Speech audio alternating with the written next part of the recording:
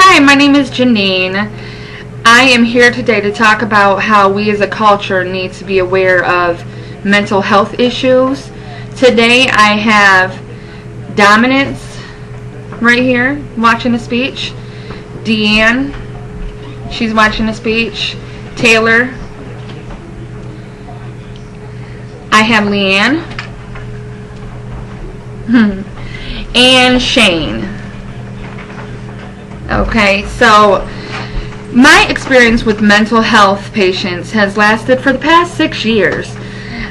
I have learned to understand these individuals' suffering and what they go through day to day. I offer you this to think about when hearing about mental health, illness, disorders. The World Health Organization, WHO, defines mental health as a state of well-being in which the individual realizes his or her own abilities. Can cope with normal stress of life, can work productively and fruitfully, and is able to make a contribution to his or her community. Not all countries or even states use this definition when dealing with mental health illnesses. Cultural differences, subjective assessments, and competing professional theories all affect how mental health is defined. There are different types of mental health problems, some of which are common, examples depression and anxiety, and others not so common, well, really not so commonly talked about, such as schizophrenia and bipolar disease. In 1990, Congress established Mental Health Awareness Week, also known as Mental Illness Awareness Week. This is in recognition of efforts by the National Alliance of Mental Illness to educate and increase awareness about mental illness. Mental health advocates and organizations across the U.S. join together to sponsor a variety of events to promote community outreach and public education concerning illnesses such as major depressive disorder, bipolar disorder, and schizophrenia. Disorders can also be diagnosed as early as infancy, like mental retardation, learning disorders, motor skill disorders, communication, autism, and attention deficit. Later on in life, you can be diagnosed with delirium, dementia, substance abuse, schizophrenic, and other psychotic disorders, mood or anxiety, dissociative. Sleep disorders are usually found in young adults after having a polysomnography done. This test measures brain and muscle activity, including breathing during sleep. These sleep disorders can range from grinding your teeth in your sleep to sleep apnea and night terrors. As you can see, there are many different disorders out there. All of them are unique to the individual suffering from them. Danielle Savala is a recovering borderline personality disorder. She has it. Alcoholism and sex addict. She posts blogs, uses Twitter, and even YouTube to talk about her recovery. The National Education Alliance for BPD says BPD is a disorder where individuals have extreme difficulties regulating their emotions. Danielle has had a long journey since the age of 11 where she was sad all the time, and at age 13 started contemplating suicide. Through her story, it's really a victory for the whole mental health awareness fight. She deals with setbacks like all of us do in life. She tries to use her life experience as a way to help others who are suffering like she did. Kurt Cobain of Nirvana was diagnosed at a young age with attention deficit disorder, and later on with bipolar disorder. Did this lead to his suicide? Why would someone at such fame check out at the height of his career? We may never get any answers. His cousin, Beverly Cobain, however, has used this tragedy to take the opportunity to reach youths contemplating suicide. Demi Lovato created the Lovato Treatment Scholarship Program to help a person suffering from mental illness by paying for the treatment. Celebrities such as Frank Sinatra and Russell Brand have been diagnosed with bipolar disorder, and the latest being Amanda Bynes. She is diagnosed with schizophrenia. When someone talks about schizophrenia, what comes to mind? Mental illness is having quite the year on small and big screens. The stereotypical straitjacket and Frankenstein-inspired psychiatric procedures have been replaced with very human portrayals of mental health issues. Wilfred shows and Elijah Wood playing Ryan, a man who succumbs to the stress of dealing with his father's death and following in his footsteps, and the neighbor's dog Wilfred, who he sees as a man in a dog outfit. Though the show is considered a dark comedy, it is layered with many obstacles that Ryan has to confront and hopefully defeat the world of his mental illness. The Big Bang Theory shows us Sheldon Cooper, an awkward, highly functioning autistic.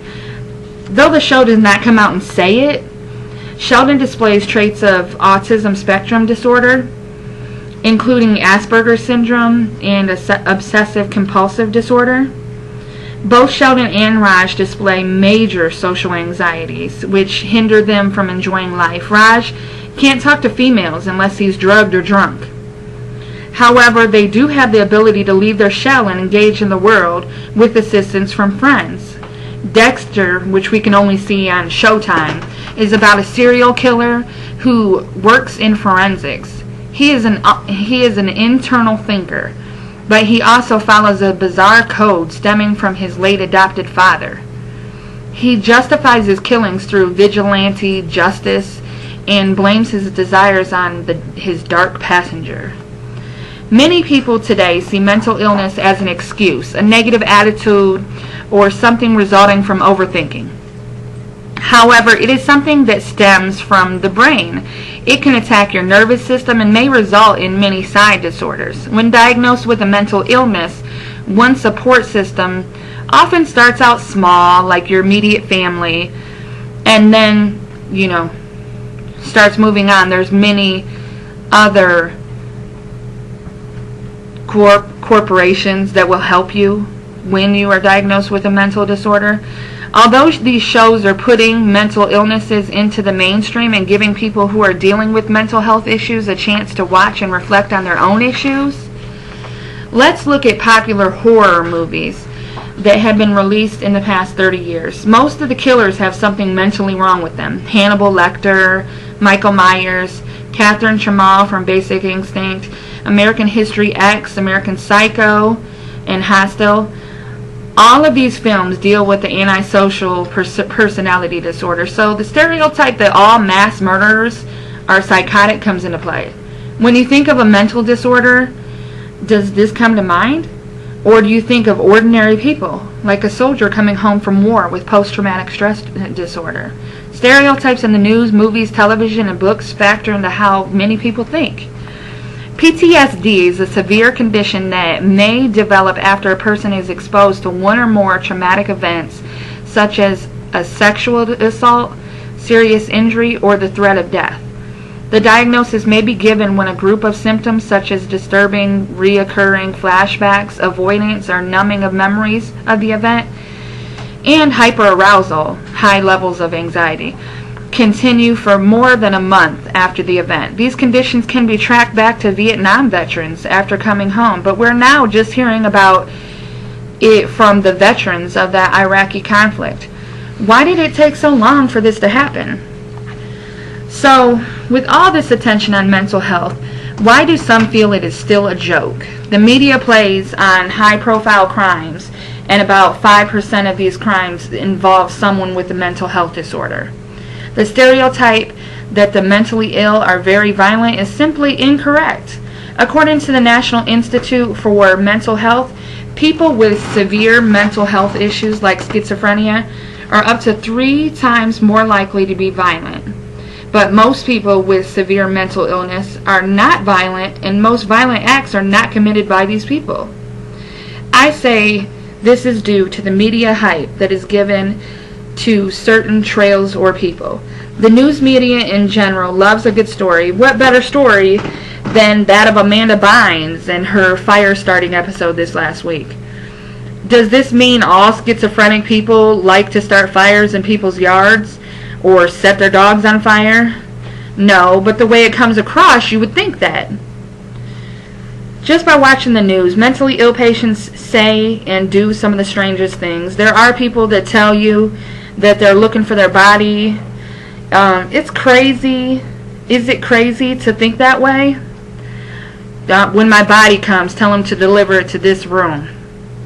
You know, no, in their reality, they don't have a body. So when dealing with mental disorders, it's not a joke. You cannot tell this person, well, you're just crazy, because your body is still with you. You have to come to terms with a lot of different disorders and know how to deal with each individual.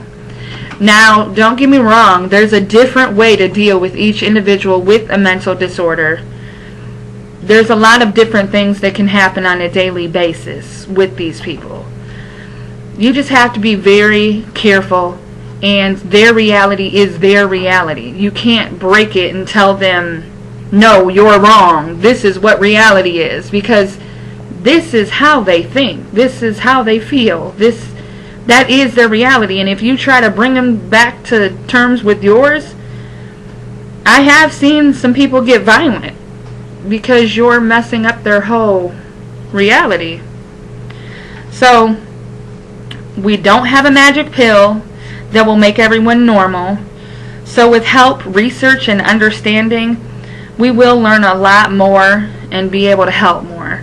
So I just ask for everyone that's dealing with, if you see someone walking down the road talking to themselves or making funny gestures with their hands, just think about, they might have something going on. They might have something that you don't really understand. I mean, yeah, I've been caught laughing at people too, but it's not always funny. I mean, they can't help it. Thank you. And thank you guys for watching.